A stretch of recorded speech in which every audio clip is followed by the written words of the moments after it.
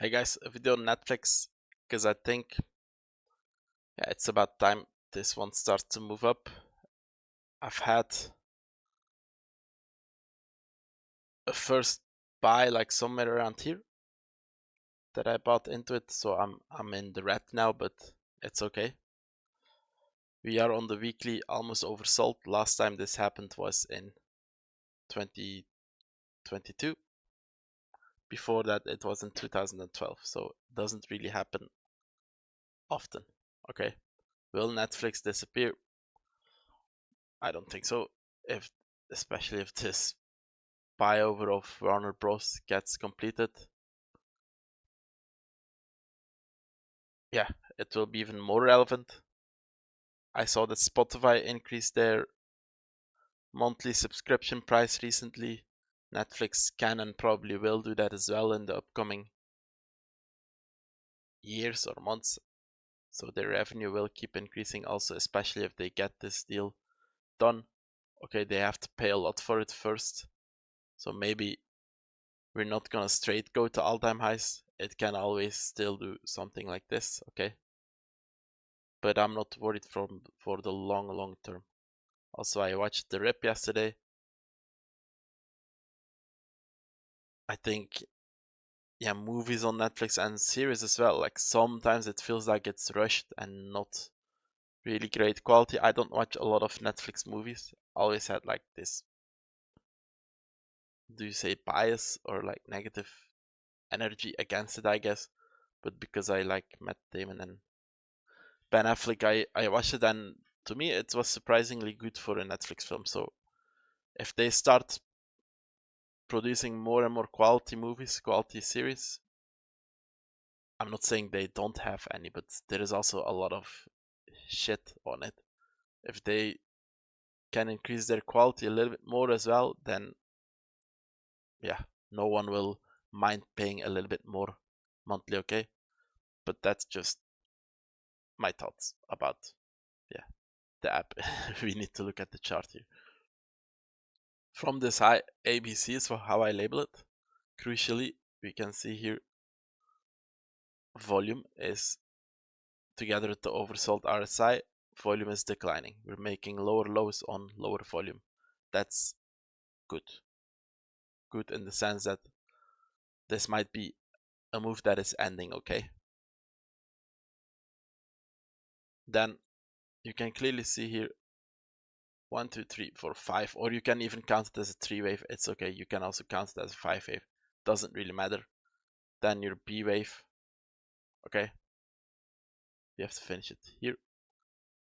And then 1, 2, probably another 1, 2, 3, 4, 5, and then now another 4, 5. And you can see here clearly your major move was here, maybe with this one including, but this is your 1, 2, then this here was your major drop. And now it's just, yeah, overlapping very much. I'm gonna show something.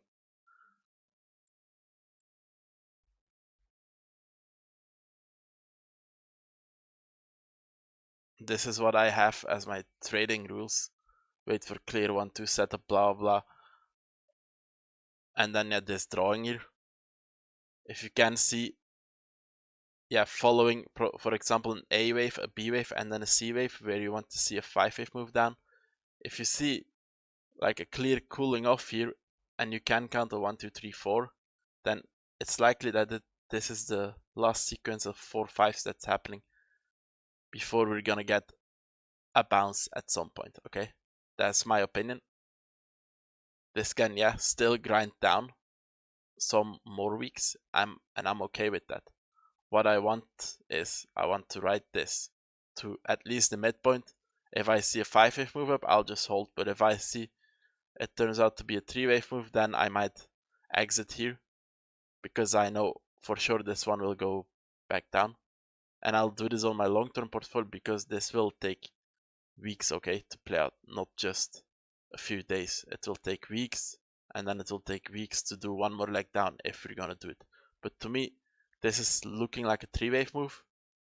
Once we get this push up, we will of course put yeah, fibs like this because we want to hit the 618 at least. If we don't do that, you can count this as 1, 2, 3, 4, 5, and that's bearish. If we now push, however, and hit this 618, your 1, 2, 3, your fourth wave cannot hit the 618. So we will do that once I see a confirmed bottom. But to me, this looks good. Maybe, like, I was already thinking Friday of maybe cutting down some of my positions into cash. I think I'm gonna have to do that Monday if the S&P gives me indeed the evidence that we're gonna maybe correct. I made a long video about this if you're interested. But maybe I can transfer a little bit more into Netflix because it's looking really good. Yeah, that's it. I'm not trying to give FOMO, but I think it's less risky to buy this one than, for example, to enter Nvidia or Google right now where it stands, okay? Of course, I might be wrong. But I think at least a bounce is due here, if not a road to all-time highs. And with that also, yeah, your first fib is at 81.69. If that's relevant, that's a little bit below 10% to the downside still. And that's it. Thank you for watching. I'll see you next time. Bye-bye.